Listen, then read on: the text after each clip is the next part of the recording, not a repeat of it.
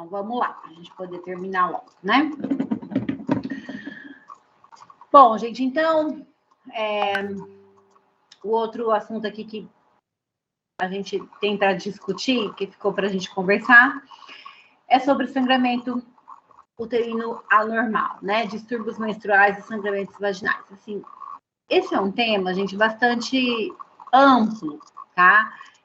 Não caberia, a gente não conseguiria falar com vocês sobre todas as possibilidades aqui em uma aula. Então, como eu falei, né, assim como a aula de climatério, é uma aula mais voltada para essa temática dentro da atenção primária à saúde, tá? Porque eu penso assim que muitas coisas a gente vai ver aqui que a gente vai ter que acabar, às vezes, encaminhando, né, para o ginecologista. Tem muitas condições que vão ter indicação de resolução cirúrgica, que a gente não vai conseguir resolver lá na PS, mas assim, pelo menos identificar o básico, saber quando indicar, o que fazer, a gente tem que ter essa noção, tá bom? Tá passando? Tá, né? Beleza, então antes da gente falar, gente, sobre o que é o anormal, vamos só dar uma relembradinha aqui no que é o normal, tá? Então, lembrar aqui do ciclo menstrual, né? Que ele começa aqui na ovulação, lá nos ovários, os óvulos presentes no ovário, que são liberados pelo folículo, são estimulados, né, pela ação do estrógeno da progesterona. E aí eles vão atuar produzindo, né, a partir do momento que tem essa ovulação, ele vai agir lá no endométrio, fazendo com que ocorra uma proliferação desse endométrio, uma preparação para uma possível gestação, tá? Quando ocorre a fecundação, né, aqui nas trompas, esse óvulo fecundado, ele vai ser fixado aqui no útero, vai ocorrer a anidação. E quando não ocorre fecundação, o que acontece? Esse endométrio que proliferou, ele precisa ser descamado para o útero voltar ao normal. E aí é quando tem a origem do sangramento menstrual, tá? Então, eu gosto, gente, pra gente é tão óbvio, né? Pra gente é tão lógico, mas para as nossas pacientes isso não é lógico. Então, eu gosto sempre de começar essa aula falando isso, porque a gente já derruba meia dúzia de tabus aqui, né? Então, tem paciente que chega no consultório desesperada, que ela não está menstruando, que o sangue está subindo para a cabeça, que ela está engordando por conta disso. E daí a gente tem que parar e conversar com ela. Falar, peraí, vamos ver, por que não está menstruando? De repente é porque ela não está ovulando. Opa, se ela não está ovulando, o endométrio dela não está proliferando, não tem como descamar, por isso que ela não vai sangrar, né? Então, a partir do momento que a gente explica essa fisiologia para o paciente, às vezes ela consegue enxergar que a ausência da menstruação ou a menstruação excessiva, na verdade, é uma consequência de algum distúrbio que está vindo por trás disso, tá? Então, aqui falando um pouquinho sobre a fisiologia hormonal aqui, né, do ciclo menstrual. Então, o primeiro dia do ciclo, ele começa com o primeiro dia da menstruação, né, que é a fase folicular, a fase que a gente está tendo, começa com um aumento do FSH, ele vai aumentando, né, ligeiramente, estimulando o folículo, né, então, a partir do momento depois que o FSH começa a aumentar, o LH também vem vindo aqui num basal, até que quando chega próximo da ovulação, então o folículo já foi estimulado, já teve um óvulo ali recrutado, na hora que chega aqui na parte da ovulação, ocorre um pico, né, do LH e do FSH, e aí estimula a ovulação, né? Entrando aqui na fase ovulatória do ciclo. Este corpo lúteo, né, que foi formado, a estrutura que guardava o óvulo, a partir do momento que esse óvulo rompe, é expelido, essa estrutura que ficou aqui é que a gente chama de corpo lúteo, ela começa a produzir progesterona. Então, nesse momento do ciclo, a gente vai ver um aumento da progesterona, fase lútea, né? E o estrogênio, depois desse pico que ele faz, ele começa a cair. E aí, de novo, começa no final da fase lútea, a hora que regride, que degrada todo o corpo lúteo, a cair progesterona, volta a subir FSH, volta a subir LH e começa tudo de novo, tá? Então, o que é considerado normal? Então, como eu falei para vocês, antes da gente falar o que é normal, a gente precisa entender o que é o normal. Então, primeiro, em relação à questão, a quantidade, duração de período menstrual, do ciclo menstrual. Então, o ciclo menstrual ele pode durar ali de 21 até 35 dias, sendo que a fase mais, a quantidade de dias mais comum de um ciclo menstrual é de 24 até 32, tá? Por que isso é importante? Gente, se uma paciente tem um ciclo menstrual mais encurtado, de 24 dias, ela vai menstruar 2 vezes no mês.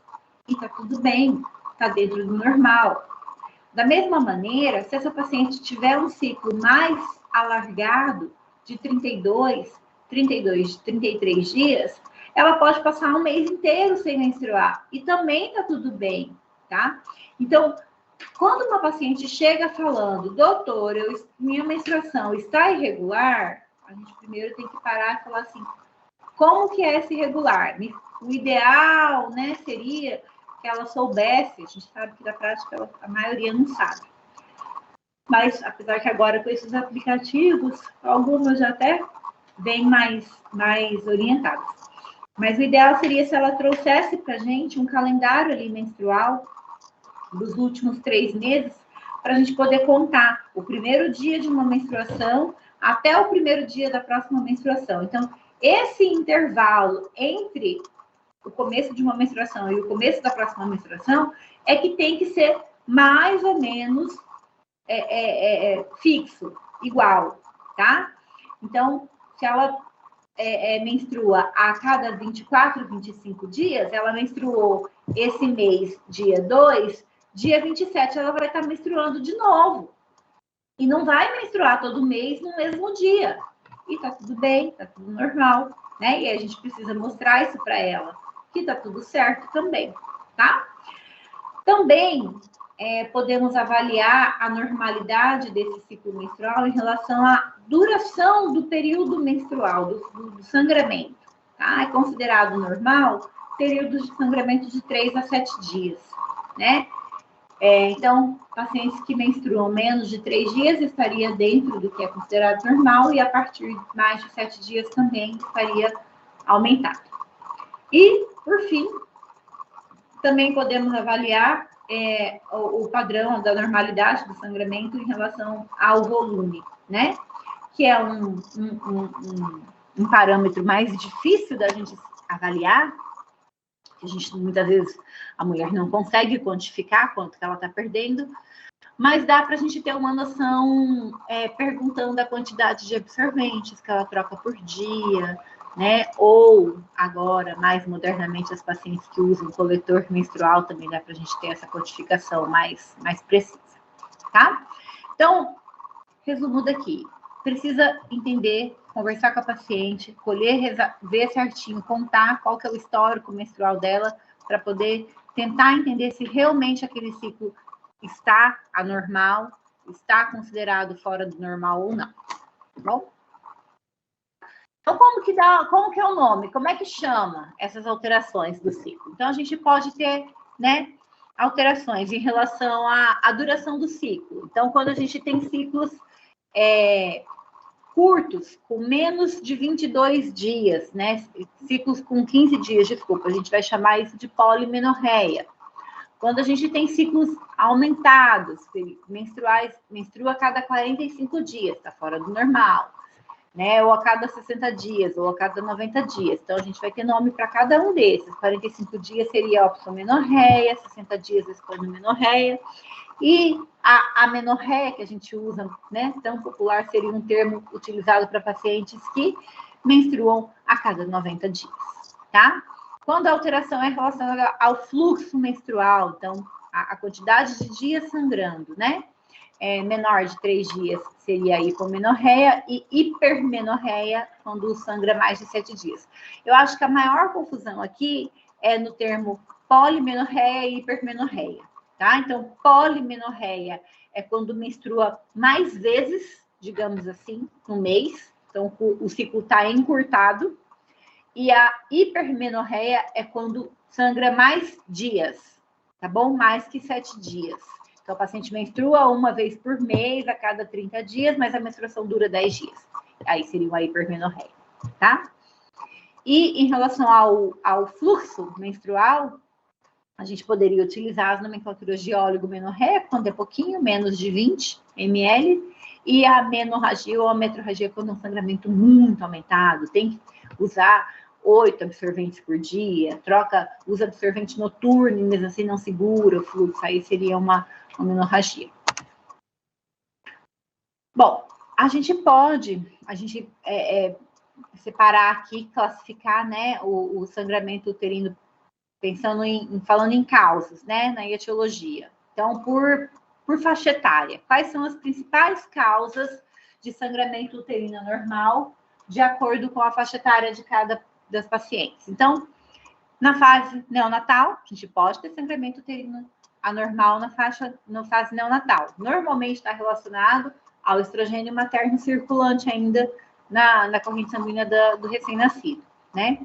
Na infância, normalmente estão relacionados a corpo estranho. Tanto na adolescência quanto na perimenopausa, então a gente costuma dizer assim, nos extremos da idade reprodutiva, a gente normalmente vai ver relacionados à anovulação, então a gente vai ver a alteração, né, do sangramento uterino relacionados a ciclos anovulatórios. E na fase adulta, a principal causa de sangramento uterino anormal são as causas gestacionais, tá? Que não é o objetivo dessa aula, a gente não vai falar, então, na hora que a gente entrar aqui na parte propriamente dita, a gente vai falar de todas as causas, excluindo causas gestacionais, tá bom? E na pós-menopausa também pode ter sangramento uterino normal, normalmente iatrogênico, relacionado à terapia de reposição hormonal, né? Mas também pode ser causado por atrofia ali endometrial e vulvar, tá?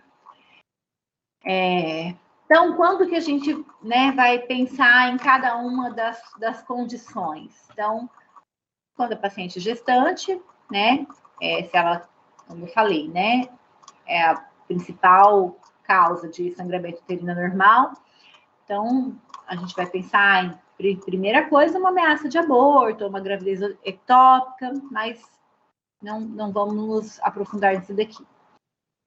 Então, quando é uma paciente que tem um histórico familiar já de trombofilia, de alteração de fatores de coagulação, ou tem um histórico de epistaxe recorrente, de sangramento de mucosa, ou então é uma paciente que chega falando assim que desde a primeira menstruação teve um fluxo muito aumentado, sangrava muitos dias, um histórico menstrual sempre aumentado. A gente pode pensar em alterações da coagulação, né? Então, aí a gente vai podemos estar diante de alguma deficiência de fator de coagulação, doença de von Willebrand, ou uma doença hepática, que vai acabar alterando, interferindo na coagulação, tá? Quando a gente estiver diante de uma paciente que tem ciclos menstruais irregulares, prolongados, passa 3, 4 meses sem menstruar, praticamente nem menstrua, indolor, a gente mais provavelmente vai estar diante de uma paciente que vai estar fazendo ciclos anovulatórios. E aí as principais causas relacionadas a isso, né, tirando os extremos da idade reprodutiva, que a gente sabe que é fisiológico, nós podemos estar diante de uma SOP, de uma síndrome dos ovários policísticos, ou doença da tireoide, ou uma hiperprolactinemia, de repente um macroadenoma hipofisário, né? Também pode estar relacionado a essa queixa, né? Causas estruturais, então, normalmente vão ser pacientes que vão queixar de menorragia, de sangramento profuso, sangramento menstrual profuso, aumentado, bastante tempo. Normalmente, essa paciente vai estar... então, assim, não era assim, teve uma mudança. Não, doutora, sempre menstruei 5 dias e aí agora a menstruação vem, eu fico 10 dias menstruada, eu troco de absorvente várias vezes por dia, então teve uma mudança. Então, aí a gente vai, né, direcionar o nosso pensamento mais para uma causa estrutural. Então, um pólipo, ou uma hiperplasia do endométrio, ou uma miomatose uterina, né, ou até mesmo uma neoplasia, dependendo da faixa etária. Causas iatrogênicas, então, uso de medicação, de um modo geral, como eu já falei, TRH, tamoxifeno, anticoagulante, e aí para isso a gente precisa ter, né, o histórico do uso da medicação. E outras causas também que a gente, né, deve estar sempre lembrando, trauma, abuso sexual, que aí a gente pode tentar pescar alguma coisa ali na anamnese, tá? Então, assim, gente, ó, é importante a gente tentar definir qual que é o padrão de sangramento dessa paciente. Se a gente consegue direcionar o nosso pensamento para qual que é o tipo de padrão, a gente consegue melhorar, assim, aprimorar, afunilar o nosso raciocínio clínico para a causa, o que está causando esse sangramento, essa alteração do sangramento vaginal, e aí a nossa chance de ter sucesso no tratamento é maior, tá? Então, quando a gente está diante de uma paciente que tem sangramento uterino aumentado, tem ciclos regulares, porém é prolongado, é intenso, pode ter sintomas associados à menstruação, então muita cólica, dismenorreia, né? Normalmente a gente está diante de um padrão de um sangramento ovulatório, de causa ovulatória, tá? Então, essa paciente está ovulando. Então, as causas mais comuns causa funcional mesmo ali, do endométrio.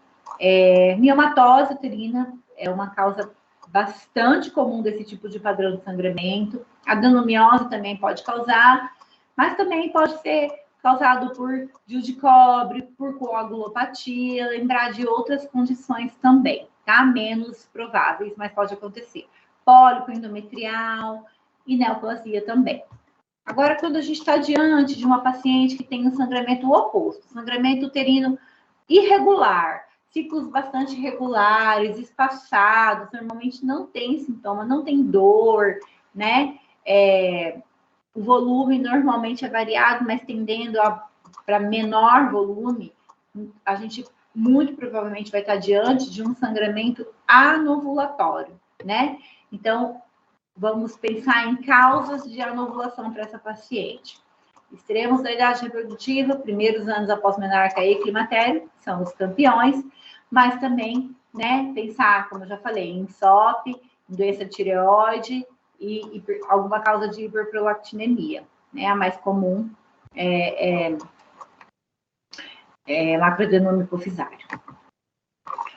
E quando a gente está diante de um sangramento intermenstrual, né? Então, menstrua. Não, doutora, eu menstruo certinho ali, 5 dias, um fluxo normal, mas no meio do ciclo eu acabo tendo um sangramento. Ou toda vez que eu tenho relação, tenho sangramento. Então, é um sangramento que não está associado à menstruação, né?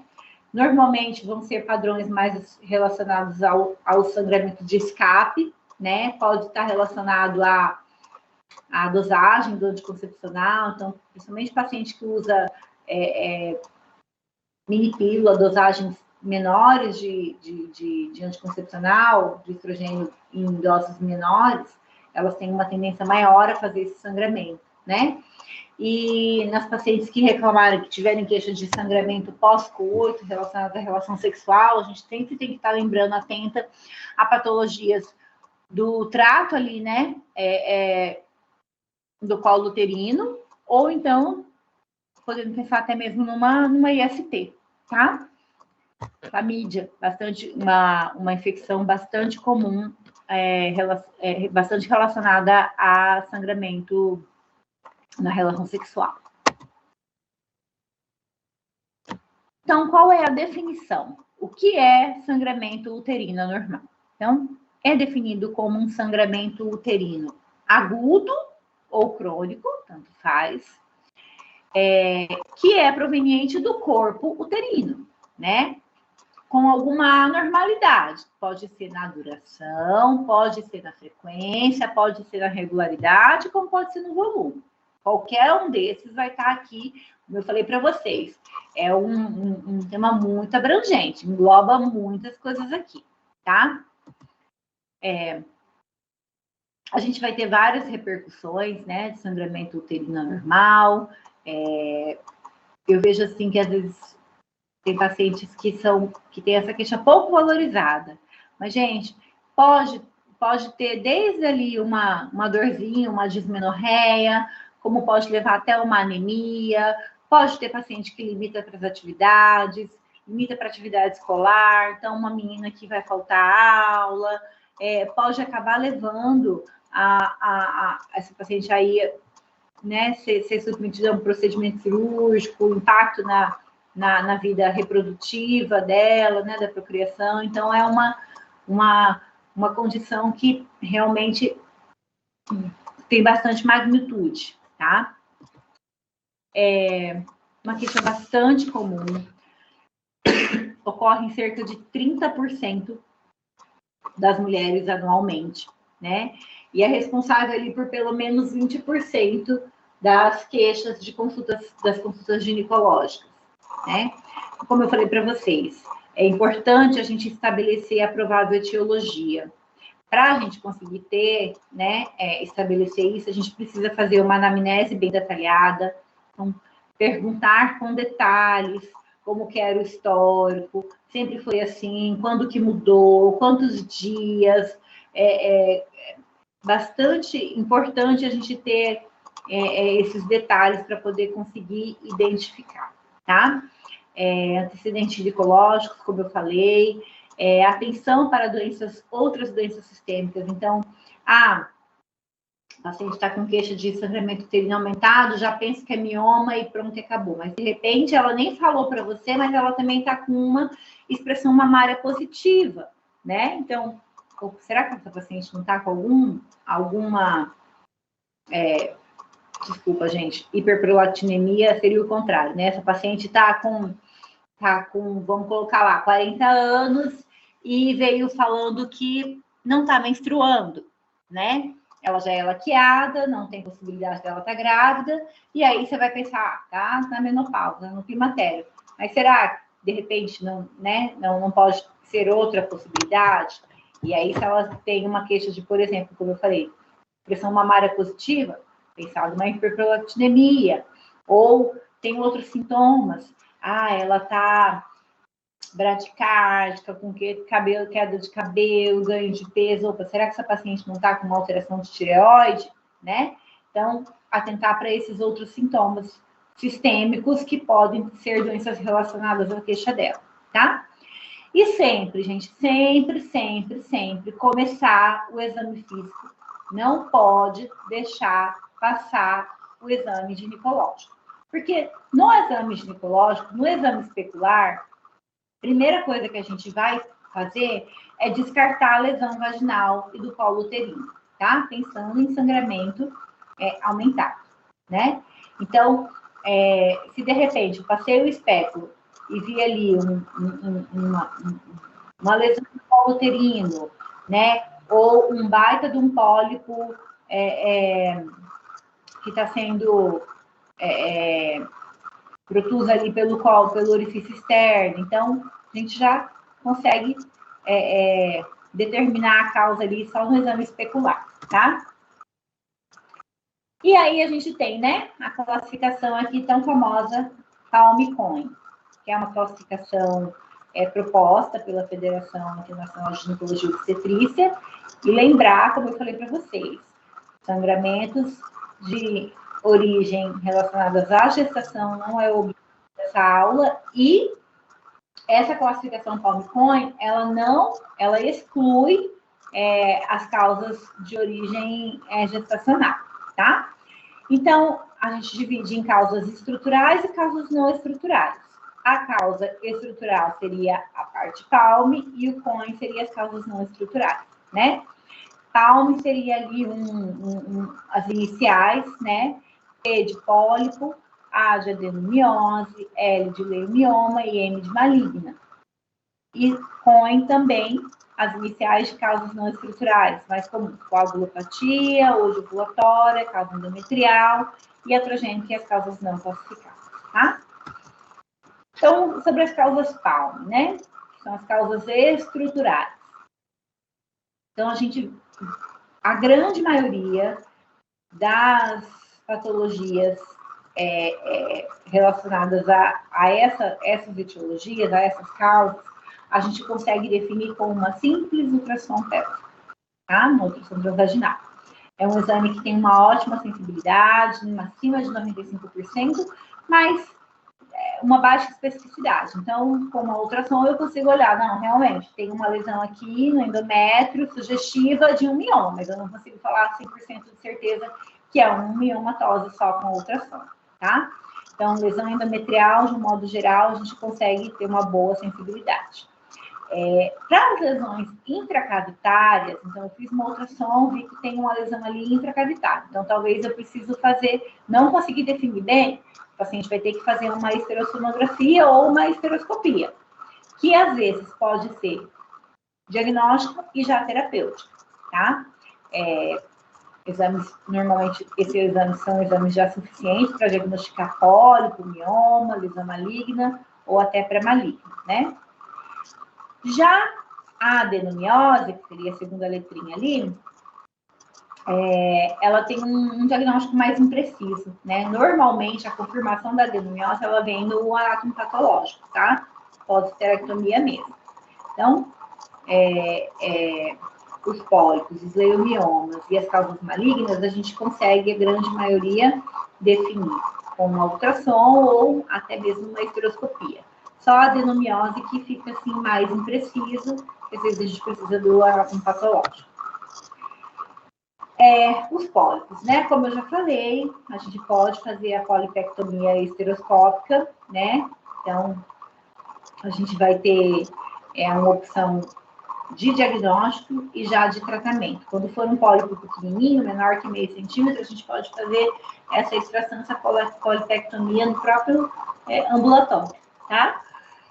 E aqui, do lado, a gente colocou uma figurinha com as possíveis localizações dos pólipos, né? E aí, de acordo com a localização onde ele estiver, ele pode ter um nominho diferente. Então, pode ser um pólipo reticulado, pólipo cesso, pode ter um pólipo endometrial, ou pode ser um pólipo endocervical. Então, é só mais em relação à questão da topografia mesmo. Em relação à adenomiose, né? Então, o que é a adenomiose? A adenomiose é quando o endométrio, que é o tecido ali mais interna, a camada mais interna, né, que reveste internamente o útero, ela invade a musculatura do útero. Então, invade o miométrio, né? Então, aqui a gente tem uma figurinha do útero normal, e aí aqui a gente vai ter uma figurinha de uma adenomiose. Vários focozinhos de invasão do endométrio dentro do miométrio, tá? Por isso, gente, que o diagnóstico dessa condição da adenomiose, na maioria das vezes, é por anátomo patológico, tá bom? Normalmente vai estar associado, né, frequentemente associado a sangramento aumentado, dismenorreia, como eu já falei, normalmente é tratado com esterectomia, mas dá para a gente tentar tratar a adenomiose com terapia, com tratamento semelhante às propostas que a gente faz para as causas Cohen, tá? Para as causas não estruturais. Não dá para a gente pensar em contraceptivo combinado, dá para a gente pensar em DIU, de progesterona, principalmente quando a gente está diante de uma paciente jovem, que ainda tem desejo de engravidar, não tem prole definida, a gente vai pensar em outras opções que não a esterectomia, tá? Em relação à miomatose uterina, então, como eu falei para vocês, né, a maior causa de etiologia de sangramentos, né, uterino anormal aumentado. Cerca de 80% das mulheres vão ter, alguma vez na vida, algum tipo de mioma. Nem todas essas mulheres vão saber, nem todos esses miomas vão ser sintomáticos, tá? Então, assim, a gente não tem ainda uma causa fisiopatológica bem definida, né? Parece ter alguma relação ali com a questão hormonal, e a gente percebe isso porque os pacientes que têm um início de precoce da puberdade, parece que estão mais predispostas a desenvolvimento de miomatose uterina, e quando a mulher entra na menopausa, né, para de... Oi? Alguém falou alguma coisa?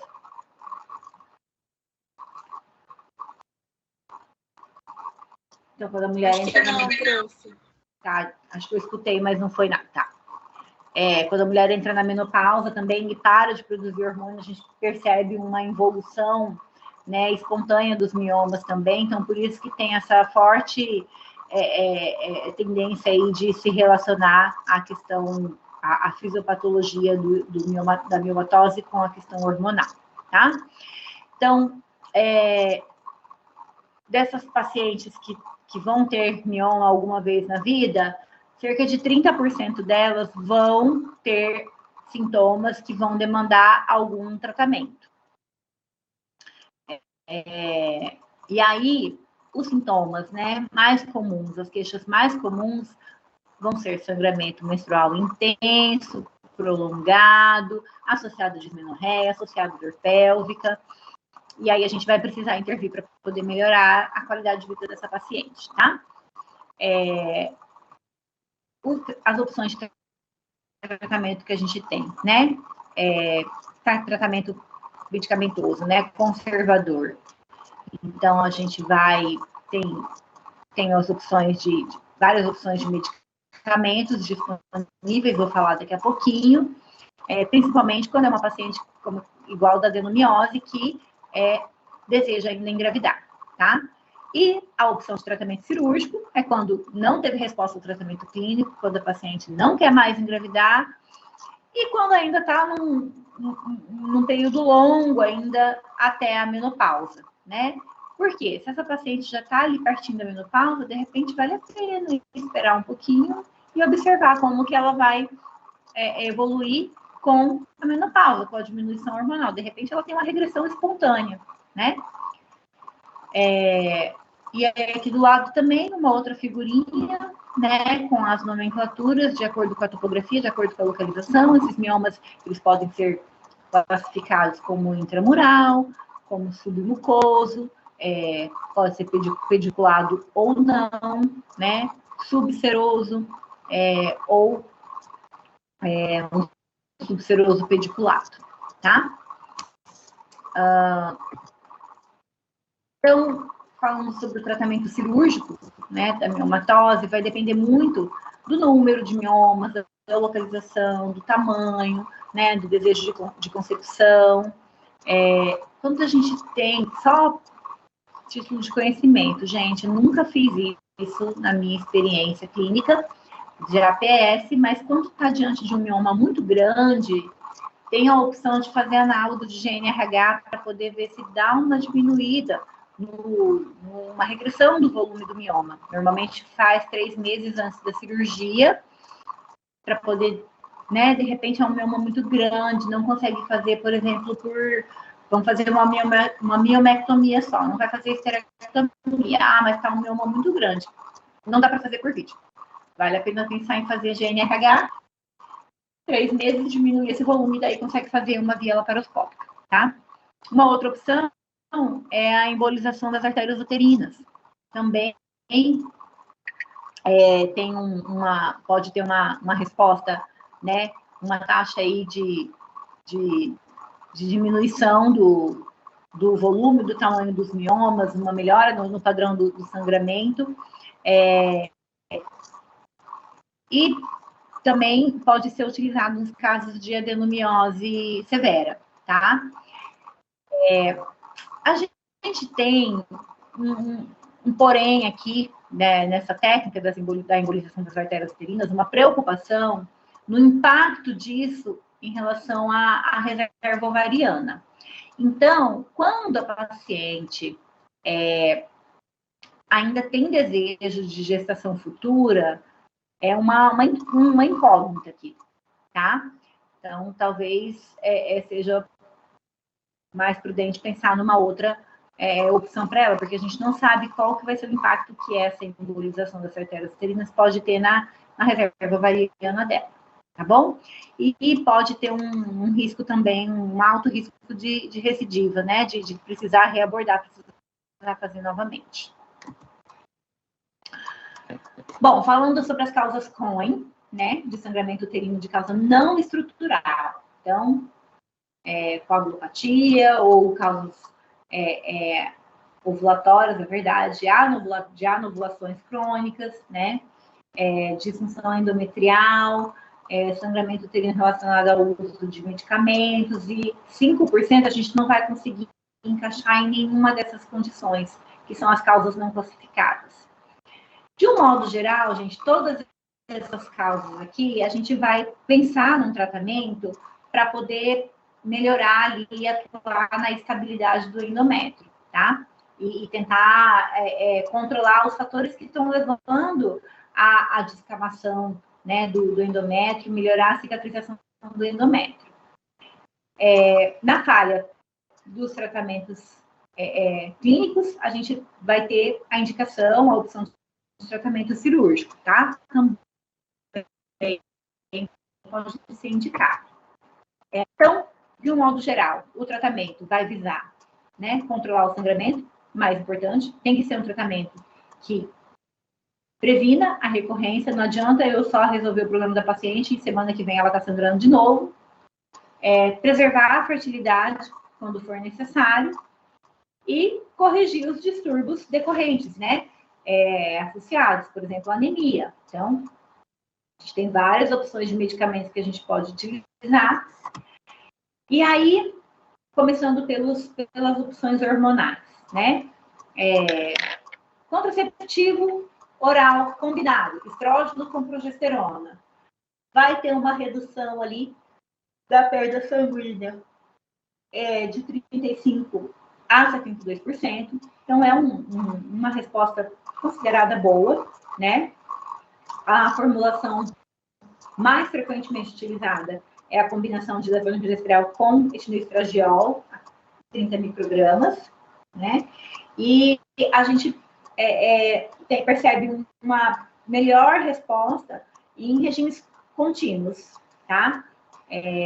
Melhor do que então a gente pode pedir para o paciente tomar ali 3 meses, 6 meses, né, de cartela emendada para poder ter uma resposta melhor, tá? Tem a opção de só progestágeno, né, oral, que vai agir ali na estabilidade do endométrio, né, promove uma atrofia, na verdade, do endométrio, e aí a gente vai deixar essa opção, particularmente, indicar ela para aquelas pacientes que não podem, que não toleram o estrogênio, o uso do estrogênio associado, tá? Por quê? Porque ela tem uma eficácia menor, cerca de 20% na redução do sangramento, né, menstrual. Isso daí de progestágeno oral, tá, gente? Estou falando. Pode ter maior recidiva, né? Então, ela vai produzir uma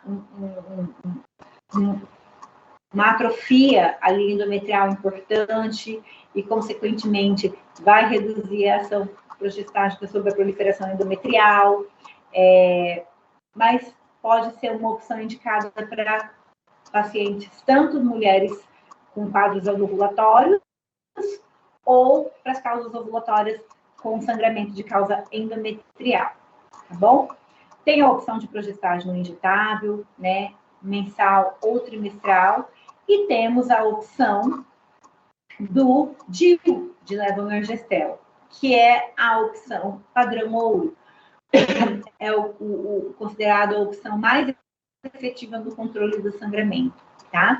Então, vai ter ali uma redução de 70% a 90%. As opções não hormonais, a gente vai ter os anti-inflamatórios, né, não esteroidais, que vão agir ali por meio da inibição da ciclooxigenase, né, e a gente percebe, né, um dos mais comuns, mais famosos, famoso Ponstan. Mas a gente não vai perceber muita diferença de eficácia entre as diversas opções de anti-inflamatório não esteroidal, tá? E tem a opção dos antifibrinolíticos, né, que vão reduzir a fibrinólise, né,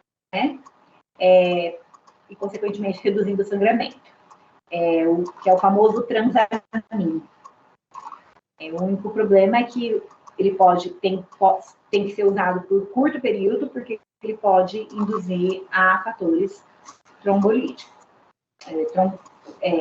episódios trombólicos, né? Então, trombembólicos. Trombose venosa profunda não dá para ficar utilizando por mais que 7 dias, tá? Então, aqui, né, como eu acabei de falar, dos anti-inflamatórios não esteroidais, usados em pacientes que têm fluxo aumentado, vão ter uma redução ali de 25% a 35%, e todos são basicamente iguais, né? Os antifibrinolíticos também testados em sangramento aumentado, tem uma redução superior aos anti-inflamatórios não esteroidais, mas, porém, tem essa observação aí, essa limitação da quantidade de dias de uso, tá? Então, aqui tem a escadinha, digamos assim, de eficácia, né? A gente vai ver aqui no degrau mais baixo os anti-inflamatórios não esteroidais, seguidos um pouquinho melhor resposta dos antifibrinolíticos, porém, com aquela, né, ressalva da limitação de dias, de quantidade de dias, com seguido, próximo degrauzinho, uma resposta um pouco melhor, o contraceptivo combinado, e no degrau mais alto ali, padrão ouro, o DIU de levonorgestrel, tá? Seria a melhor opção com a melhor resposta. Aqui, gente, tem todas as opções, como eu falei para vocês, com posologia, como que prescreve, quais são as contraindicações. Eu não vou detalhar um por um, vou deixar aqui para consulta mesmo, tá? E é aquilo que eu já falei para vocês na última matéria, que eu quero que vocês saiam. Se vocês saírem dessa aula com essa mensagem, já vou ficar feliz. Nunca, jamais a gente vai tratar um sangramento uterino normal sem esclarecer a causa, tá bom? Então, que seja com DIU, que seja com anti-inflamatório, que seja com hormônio, a gente primeiro tem que estabelecer a causa, certo? E quando a gente está diante de um sangramento uterino agudo, né? Qual seria a definição de um sangramento uterino agudo? Seria aquela paciente que tem uma perda sanguínea acentuada, que vai ter repercussão hemodinâmica, né? Um paciente que tem sintomas de hipovolemia, de uma anemia aguda, então a gente precisa de ter uma resposta mais imediata, a gente precisa, além de restabelecer, né, o equilíbrio hemodinâmico, a gente precisa estancar esse sangramento mais rápido. Então, a gente tem opções de medicamentos, né, de tratamentos mais efetivos, com uma resposta mais rápida. Existe a opção de estrogênio endovenoso, que não tem disponível no Brasil, mas para saber que existe. O que a gente faz? Lá na atenção primária, a gente pode fazer múltiplas doses de contraceptivo oral combinado. Então, pega lá o ciclo 21 que a gente tem na farmácia, fala para o paciente tomar um comprimido 3 vezes ao dia, por uma semana, ou até estancar o sangramento, e depois mais 3 semanas, tomando um por dia, na dose habitual. A grande maioria vai resolver, vai estancar, vai parar de sangrar, tá? Também dá para usar progestágeno em múltiplas doses. Também, ácido tranexâmico tem uma boa ação para poder estancar o sangramento mais rápido, tá? Inclusive, dá para a gente associar contraceptivo em múltiplas doses junto com transamin, né? Normalmente, é mais por ansiedade da paciente de estancar logo esse sangramento do que por indicação mesmo clínica, né? Paciente que está sangrando, ela quer resolver o problema dela. Então, a gente, a princípio, teria indicação de fazer isso num sangramento mais agudo, com repercussão hemodinâmica, mas dá para ser feito também para poder resolver logo aquele problema, tá? Só lembrar que a gente precisa pensar numa estratégia que vai prevenir recorrência. Não adianta eu mandar ela tomar o contraceptivo anticoncepcional 3 vezes por dia por uma semana e parar, que ela vai voltar a sangrar de novo quando ela parar de tomar. Então, por isso, tem que manter por mais 3 semanas, 1 por dia, ok? Aqui também outro quadrinho com dosagem, posologia e contraindicações no manejo do sangramento uterino agudo, tá? Também vou deixar de consulta. E aqui é um resumo de tudo, tá bom? Outro quadrinho também. Opções farmacológicas, tanto no tratamento agudo quanto no tratamento crônico, tá? E a eficácia de cada uma das opções. É isso, gente. Acabei. Alguém tem alguma dúvida? Alguém quer perguntar alguma coisa? Estou à disposição. Desculpa pela demora.